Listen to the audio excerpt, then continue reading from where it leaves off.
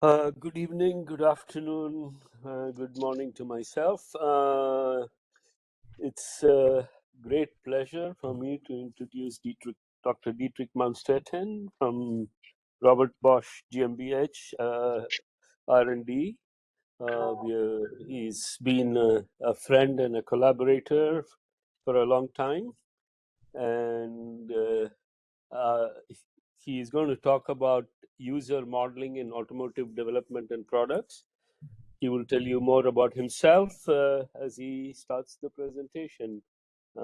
Dietrich, it's really a pleasure to have you, and I will hand over the mic to you. Okay, thanks to you, Seb. Good morning to you. Good evening to India. I hope you can see my screen right now, and I will. Yeah, good evening to all.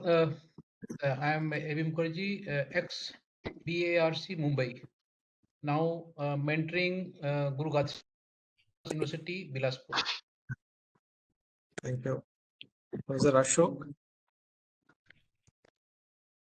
So the presentation is titled User Modeling in Automotive Development and Products, and I wanted to give some information about the value, about the relevance of knowledge about human behavior and in creating computational models out of that and using these models. So it is. The agenda is I want to share some information about myself. I will be brief about the introduction, giving an overview on Bosch research as a whole. And then I have three parts of these kind of user models. First example is modeling driving behavior, which is used mostly in this example during the development phase.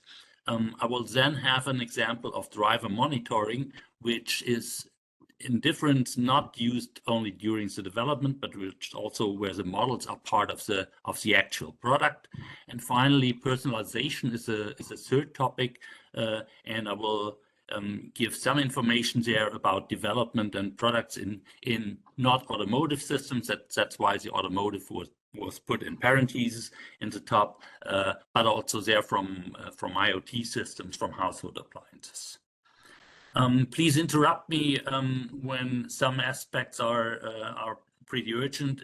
Please interrupt me when you can't see anything or can't hear me. I hope I will be able to react on that because I don't see what you are seeing. So we will have some time for questions and discussions right in the end. So about myself, from educational background, I studied mathematics in Aachen. I did my PhD while being with a French computer manufacturer, Bull, in Cologne. And then I was with the corporate research of Robert Bosch in Stuttgart, Germany, for roughly 35 years until the end of last year, where I finished that part, and during my phase at Bosch, I was a so-called chief expert for human-machine interaction and department head in that field.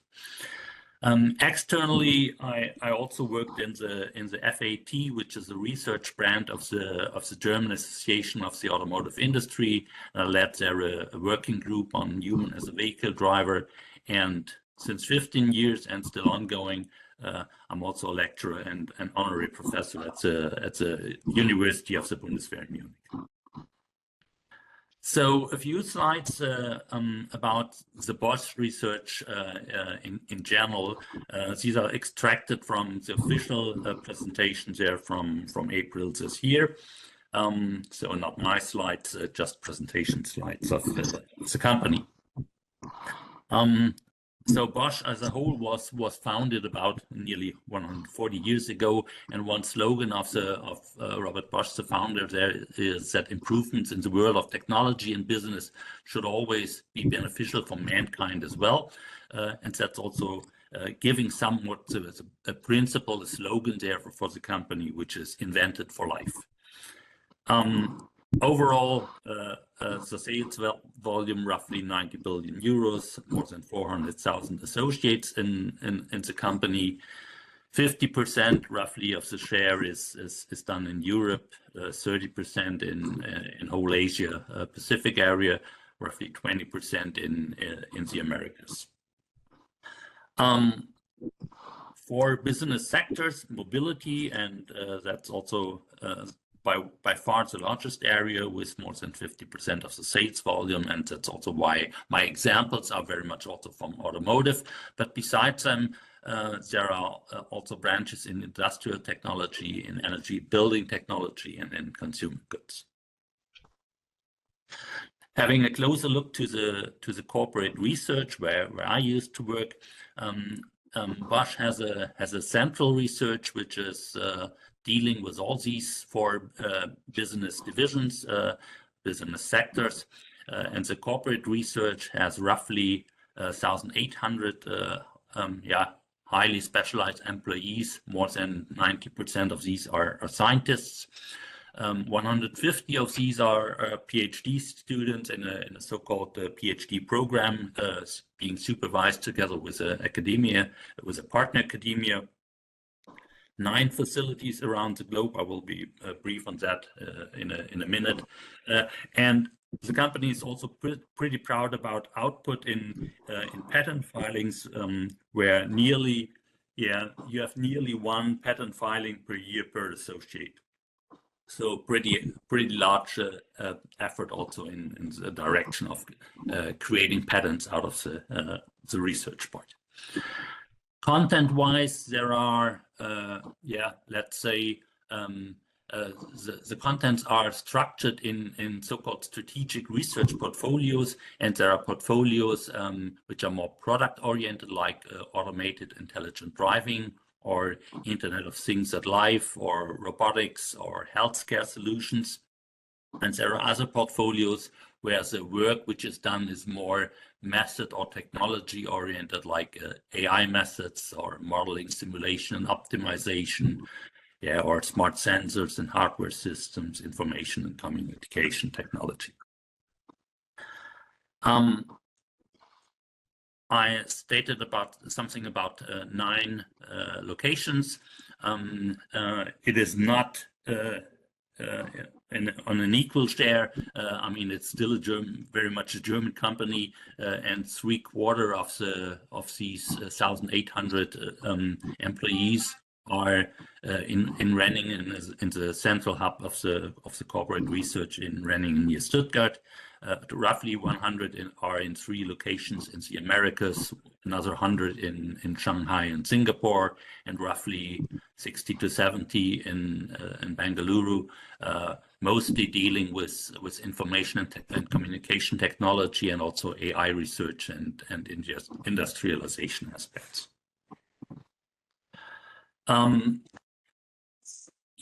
Part of that also to have it in such an international setup is also always it's connected to the Bosch business, but additionally also to connect it to the local economy, and also to connect it to the best academia in the specific area. Connecting to the academia is also dealing with R&D collaborations. There are some 24 larger so-called lighthouse collaborations, some long-term collaborations with some specific universities or institutes or professors, and topic-specific collaborations, which are currently roughly 70.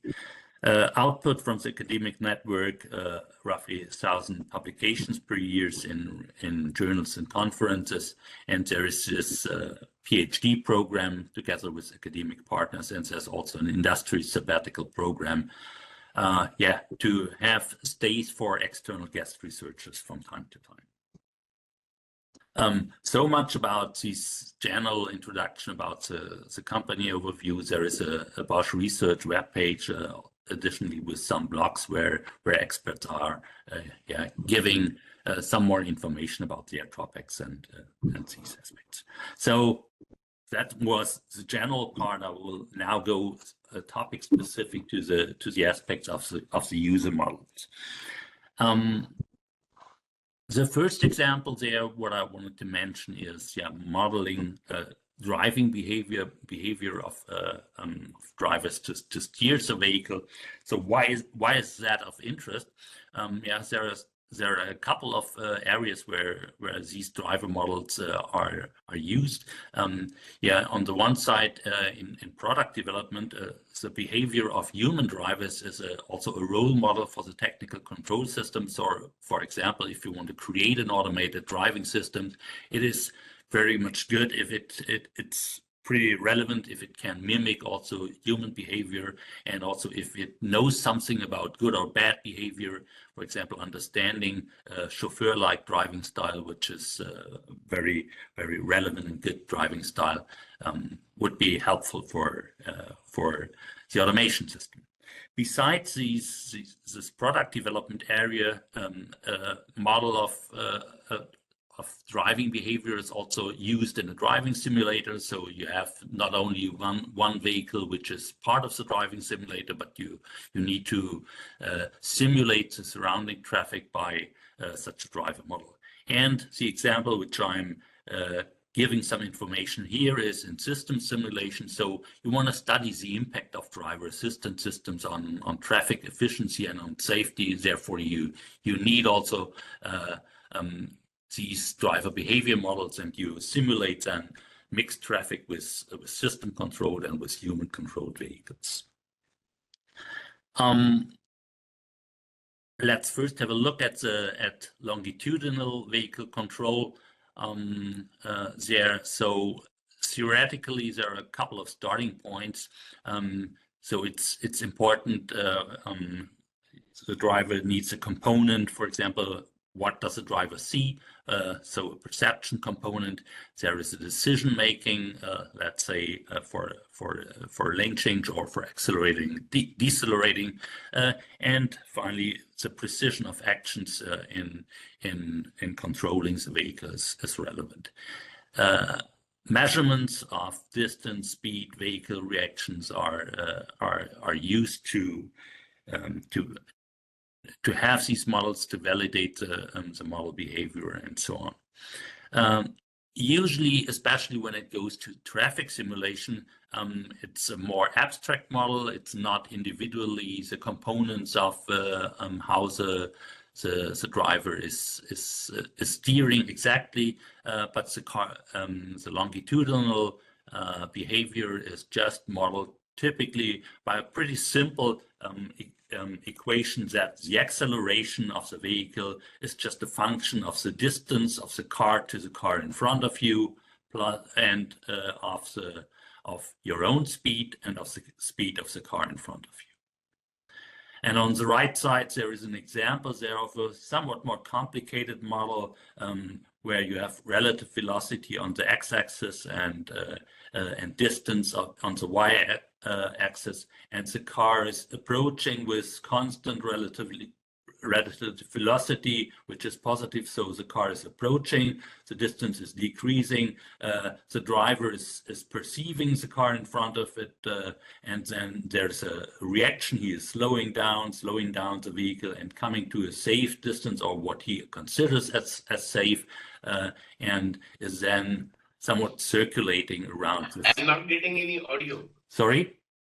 This model, and it can be done also in a simpler way, and an even simpler model is the so-called intelligent driver model, which was developed at the University of Dresden in 2000, and it's just one equation. It's just one model equation, and a model with 5 parameters. These parameters are the desired speed of the car, the time headway, the minimum gap while stopping, and a comfort value for acceleration and deceleration. And then in the single equation, the acceleration is just given as this comfort acceleration times a factor which is somewhat due to the fact whether you reached your your desired speed or not until you are reaching your desired speed. This if you got it, this factor will get to 0. And there's an additional term for the braking deceleration, which is mostly due to the fact that your current distance it has to approach the safe distance, which is just given here as a function of time headway and stopping distance and relative velocity. So it's just a very simple model, but it produces already quite some good traffic dynamics. And it can be seen also here. That is a web page where this model is used in an online simulation, which you can change. You have an inflow on a freeway area here, and you have a ramp where you have additional flow, and you have some cars behaving in that direction, and you can analyze the effect of which it has on traffic if you change some aspects, and if you also, if you also change the behavior of the cars. That's, for example, here just increasing the flow on the ramp, so having more cars coming here from the lower part. That will produce a traffic jam here in the area of the ramp, and this jam on the ramp will produce a jam on the main road, which goes upstream, and produces an overall traffic jam. You can eliminate it probably by changing the acceleration of the cars, if the cars can reach that, and that would probably eliminate the traffic jam. You can also, that's the easy way, while just simulating, you can also create an additional lane on the traffic and change it by that. So that's just playing around with it, but clearly there's also serious work with it and in analyzing your the behavior of your system. To be honest, I only stated that from the longitudinal behavior. Clearly, there's also some aspects concerning the lateral control behavior, and in this model, there's this intelligent driver model. There's an additional part which controls the lane changes due to a safety criterion, whether it's safe if this car would decides whether it wants to move to the left side.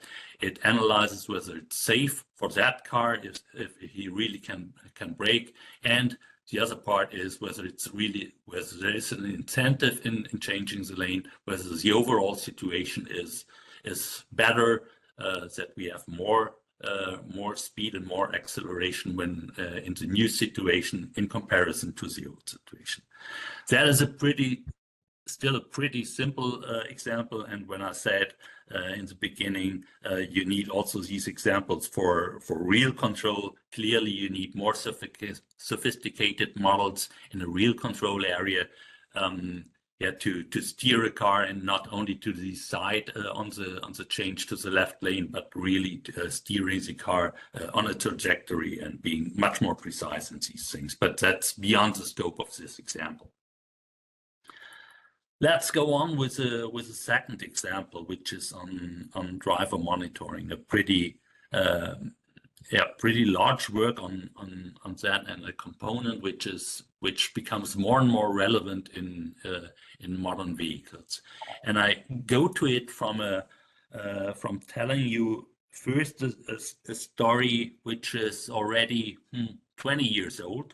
The history is there of a development of a driver drowsiness detection, also like it was done in the Bosch research and then entered the market. And then I will move on to the situation which is currently given in the market.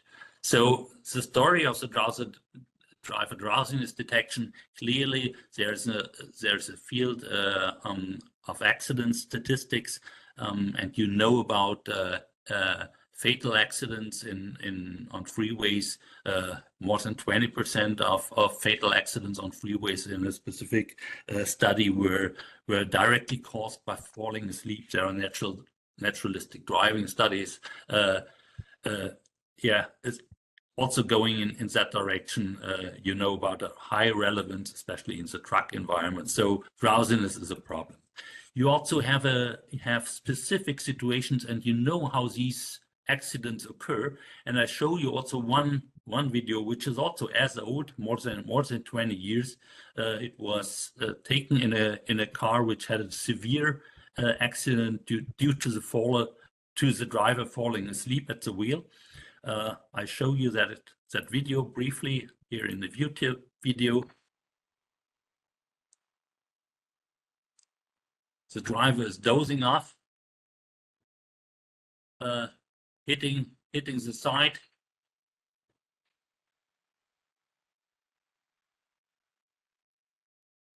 And the car was rolling over here in the example. The seatbelt was not attached. So seatbelt was not attached. That's why the driver was finally, lying on the roof when the car was upside down. But you have some knowledge about how these accidents occur, typically in a very monotonous situation, nobody else on the street, and all these things. So from the theory, there are some chances of how to detect drowsiness while driving. So typically the driver knows about it, but he doesn't stop anyway. You could theoretically observe him from external side. If you would know about his sleeping areas, you can use a theoretical model. But the two aspects which were had the most chances were either doing physiological measurements, including cameras, or studying whether a change in performance is giving you clear insights of that the driver is getting more drowsy. What was done in the research was first a simulator experiment, a driving simulator experiment here with more than 60 subjects on very monotonous roads. Just an example here. Also, this driver is falling asleep, driving to the other side and leaving the road. A similar example like it was observed in reality. So still pretty much the same mechanism which is founded here, how the driver is leaving the road. And you get a lot of data out of these simulator experiments, and subjects in these experiments are showing quite some events of microsleep. About half of the subjects here had these events where they really were falling shortly asleep. You analyze these data, physiological data, and you like here, galvanic skin response, heart rate, and so on. But you analyze also the driving data, and the algorithm showing the highest potential here for detecting drowsiness was analyzing the steering angle and the derivative of the steering angle. Typically, drivers are constantly having small corrections, and if these small corrections are nearly zero for a time, and then a very sharp reaction is following, such a pattern is indicating increasing drowsiness, and the frequency of these patterns was the main usage of the algorithms, together with some additional factors. So when you come from the knowledge in the simulator, you clearly have to prove that's not only an effect which can be observed in the simulator. You need to check it in reality, doing a vehicle test to validate the algorithms. Clearly, you don't get these, you don't want these drivers to really fall asleep. So you have a lower degree of drowsiness, but with these larger experiments, there was also a positive rating. Yes, this algorithm will work as well in reality. So you can analyze the steering behavior, and you do have a clear indicator of increasing drowsiness. And that's typically the end of the research area in an industrial company. You shift it to the business unit. There was a joint development together with a vehicle manufacturer. And finally, in 2010, this system was introduced by Bosch in the Volkswagen Passat in 2010. So similar system came to the market about the same time by Volvo and Daimler. And interestingly, it is still somewhat state-of-the-art in vehicle technology, even 15 years later.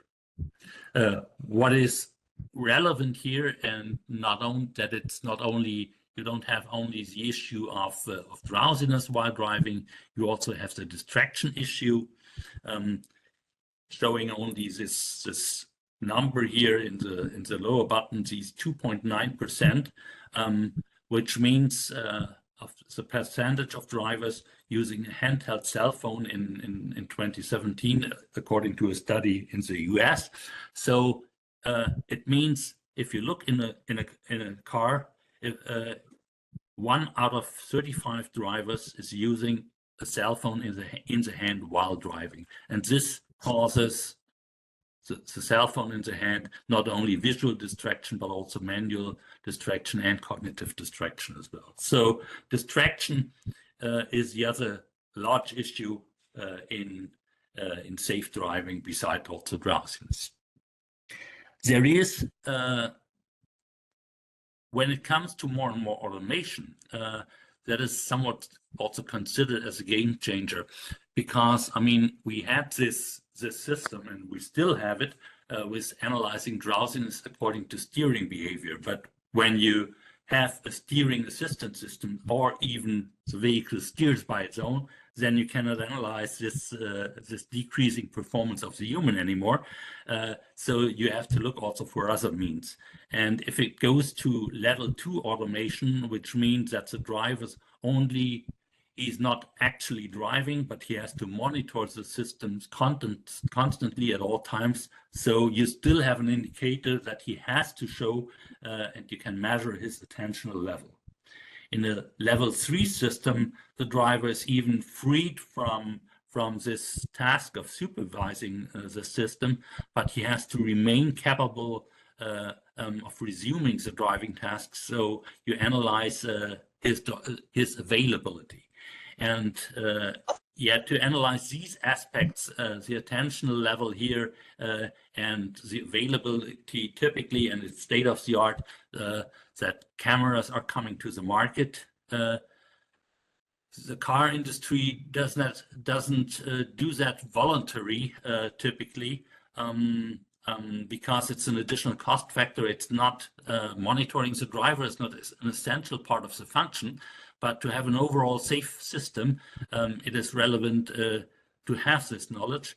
And that's also why legislation is going into the direction that it's more and more now having the part that this kind of system, it has to be a part of the vehicle equipment. So, for example, according to a regulation in Europe, the general safety regulations has that such a drowsiness system, also only on steering behavior, has to be part since 2022 in each new vehicle type. And it goes in the direction for level 2 automation or level 3 automation. You need to have the camera system on board. Otherwise, your system will not be allowed by the authorities. There are 2 examples here. I skipped that on a level 2 system for Ford having this camera or level 3 system, the Drive Pilot by Mercedes, which was a first system having such a camera for driver availability. So the current state of the art in these camera-based systems is that they are pretty good in having a near-infrared camera which measures head pose, eye state, eye gaze, and facial landmarks. And out of that, you can derive some aspects according to the distraction, to the drowsiness, microsleep. And besides these safety factors, and here's also on this slide already mentioned the topic of personalization. So besides these safety factors, some comfort aspects can be derived out of the camera information as well. So you can classify, for example, emotional aspects of the driver and change music, for example, according to his current mood. If you have some information about his current emotion out of the camera, that leads already to the final aspects. I skipped that part from the urban area to save some time here. It goes in the direction of personalization, which is not only a part in automotive systems, but also in IoT systems, for example, in household appliances and so on. As a pre-work here, which was done in the research, it was analyzed how variables can give some information about the current effect of the human. So whether it's fear or joy or stress, and these aspects, and it was analyzed with some in a lab environment and in the field environment with some of these typical and popular devices in this work. Some machine learning approaches were done to do the signal analysis and showing that you can reach already quite a good value in analyzing and checking whether the driver is stressed or not, for example, as a part. It is these kinds of emotional aspects and human characteristics are more and more used. And I give you one final example here in the area out of household appliances in the field of cooking. So leaving the automotive part and going in the kitchen. We here have a part where the physical device, so what Bosch or a company is typically selling is this so-called cook-it, smaller machine, having the temperature and being able to cook some aspects according. It's also relevant what is available in the environment. So what's in the kitchen, what's in the fridge, what are the possible ingredients, and we have on a third aspect here the real human who wants to do the cooking and finally also the eating. And besides these physical aspects, so we try to have a digital twin for each of these components in the digital space. So not only from the physical device and a digital twin from the environment, but also a digital twin from the human, and to use it in order to personalize this cook-it system. From the architectural point, that looks in principle like on this slide. So we do have on the right side the digital twin of the device with some aspects concerning the temperature regulation and so on within the cooking system. We do have a digital twin of the service, for example, a description of a specific recipe or a collection of recipes. And we have this human digital twin, which holds on the one side here the user model, according to his preferences, according to knowledge about allergies, but also probably according, giving information about his current mood and his current effect. Yeah? And then there are three agents here, and which are changing, for example, the user interaction according to this user model and giving more graphical information or more verbal information, depending also on the preferences of the user, and having a planning component, which advices to give to the users, and additionally these things. So this part is not yet part of the complete product. It was done in a prototype way. It has some tests were done in the lab environment. Showing some how the users were preferring, for example, different modalities, how the advices were given, whether they like whether that the system is proactive or somewhat more reactive, and these things were studied in such a user test. Not yet part of a real system, but there's, for example, a research paper in ACM on the design of such an action concept for assisted cooking in a smart kitchen.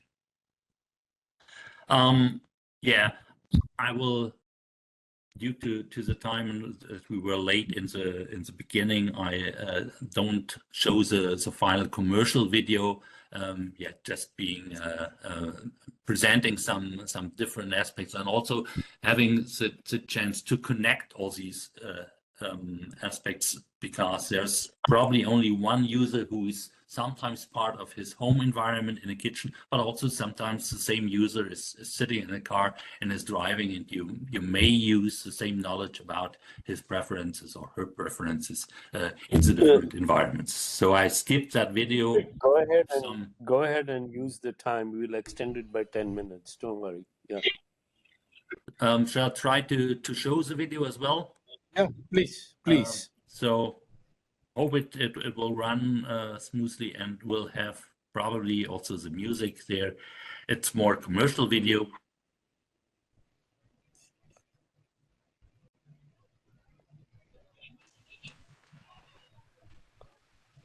I start my day, sun rays, I tap the phone, he's on, I hold the lawn, and Sean, so connected, so effective, I let it drop, clean it up, ain't it smart, hard, in the car, superstar, they're watching me, IoT,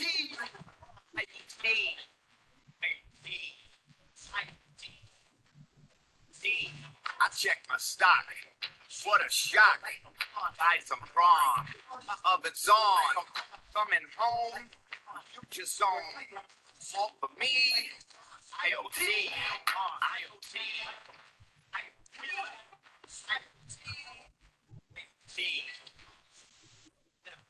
Like a bunch.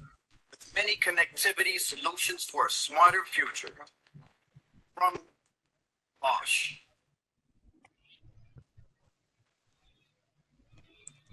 Okay, so much about the video. So the main objective of the presentation was showing you that in different examples how knowledge about human behavior there is essential during development, can be also an essential part within a product in different areas, be it an automotive area or be it in such an home area, to create systems which are more suited to the user and to his or her needs. So that's it from my side in this brief overview. Sorry again for the starting phase there, and we still have some time probably for questions and further discussion. Thank you very much, Dietrich. It's really nice to have an overview. I have a question regarding your first video on the automated car merging with the traffic. Do you also have this connection to the people who run the road system so that you can control, reduce the speed of other cars as the congestion increases. And as I remember, Bosch used to have through its RDS system and others to allow for traffic to be controlled along with the car, control in the car. Yeah. Right. Thanks for that question. I mean, right now it's not a direct product area of Bosch anymore. Bosch used to construct as well these traffic management devices, and the simulation part and the analysis clearly is there's also the task of checking the effect of does the speed limit, an additional speed limit sign, have as an impact on overall traffic flow. But I mean, it is still a networked systems, and it becomes more and more a networked systems where the cars themselves also are. I mean, they are part of this overall traffic system. They are communicating about their data, and there is and there will be in future even more direct connection between traffic management systems and individual cars, and where the data of the cars is directly fed back to the traffic management part, and all this is an interconnected system, where the cars are just the devices which are driving. Automation is automated cars are pretty much helping in that direction, because the information can be directly used in a technical way and does not need to be communicated to the driver to change probably his or her driving style. Yeah, I got reminded of it because we were doing some work on interconnected cars with you 25 years ago. Yeah. And that and also other issues can be brought in a situation like this. Even road surface conditions could also be monitored based on tire pressure and various resistances, and connected to the infrastructure people as well, isn't it? Right, exactly. I mean, and there's work also done in the field how road friction, for example, can be analyzed by the cars, communicated to other cars by that, and increase the way to drive safely according to the current road condition. And having this work already of communicating cars already 20 or 30 years ago.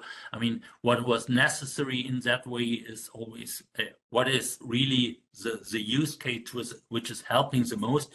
Clearly, the more and more you get in automation, there is now the definite need that the cars is connected and gets the newest information about traffic environment, about road conditions, and all these things to adapt to driving style, especially if you are doing it automatically, and having possibly some sensors not on board. You need the information from the environment.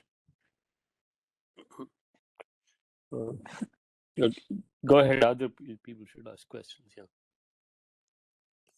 Sudhir, you want to pick up? Yeah, one quick question is, so when you look at, since you have tried to talk about user modeling, so if I look at a driver behavior modeling, my question is whether a driver is being reduced to an information processing entity, or because driving to me is a more embodied physical activity, physical and information very tightly integrated. Is there a trend where we are only looking at information processing as a dominant element in the driver modeling? And are we missing out something by not bringing the whole body experience into this? So yes, it would miss. It would definitely miss, and probably, I mean, I try to go back here to to a slide like this one, to that the driver, the human, has not only a decision-making part, but there is this perception aspect, and especially, and if what I showed you is on somewhat some kinds of models which are not going in all details and depths there. Clearly, and a point where driver assistance is very much going in the direction. I mean, you have human deficiencies. Yeah, you have reaction times which are which you can't avoid them. Yeah, from the human side, that is always something where a technical system can be faster as a human is. Yeah, it can be also more precise in measuring, for example, the distance to the car in front of you. Humans are still better, and that is something what was given here with the chauffeur-like driving style. So what is it? What makes a chauffeur such a good driver? It is mostly anticipating how the traffic will behave in the near future, and that's a point where humans are probably still better than the technical system. So it is also a work not easy to be done, how to leverage these better aspects of the technical part, in precision of measurement system, in acting in a precise way, and combine it with the top aspects of the human part, for especially in this anticipation of traffic behavior and of the behavior of others. And that is still ongoing work. There's a lot also of AI work going on in that direction in the field. To analyze the situations in a way. It is also a point of legal aspects, because what I showed you briefly with the levels of automation, it's always about who is in control and also who is liable if something goes wrong. Yeah. So, but important point, to have all these aspects also of the points where humans are good at, and also to have the aspects which humans can't avoid, reaction time, and so on. Okay. A related question is, when you look at something like airlines pilots versus race car drivers, modeling them could be a lot more complex one, their scenarios, compared to a regular normal passenger car driving, right? So, so is it in these extreme conditions that the tighter integration between body and the mind becomes more meaningful? And in passenger car, is it okay to de-link some of that? Is that the kind of reason why a pure information model might work in a passenger car environment?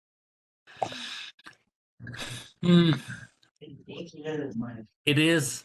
I mean, and I nearly skipped. I think I skipped one slide, which I had here. I had here. I think I skipped that slide, and the point where, when you look at the available systems in the market, mostly it's freeway traffic, and systems which are suitable for freeway and highway traffic. Due to all the points, also, if you go to more urban environment, you have a much more higher degree of complexity. You cannot just simply check whether the driver is looking at the right points, or at what is what is distraction here in that field. You have to check much more, is he also engaged right into the situation, and that's a much more complicated field. So automation systems, which are really part of cars right now, are still mostly given to limited to freeway situations, even if it's possible, but it's also depending on your traffic system as a whole. And in European or in Indian traffic, I mean, the urban situations are pretty complex.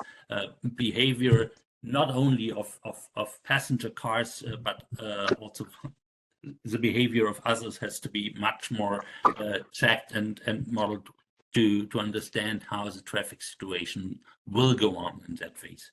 So that's why I think that that the starting point for the system typically is then with the freeway conditions like the one of this Mercedes drive pilot systems, which is working on in dense situations on traffic alone. Yeah. Thank you. I'm Venkatesh from Kanpur, IIT Kanpur, and I am on the team of mentors for IIT Jammu. We've done some work on analyzing human emotion from their facial expressions, which probably has an impact on the state of arousal of the subject when he is driving.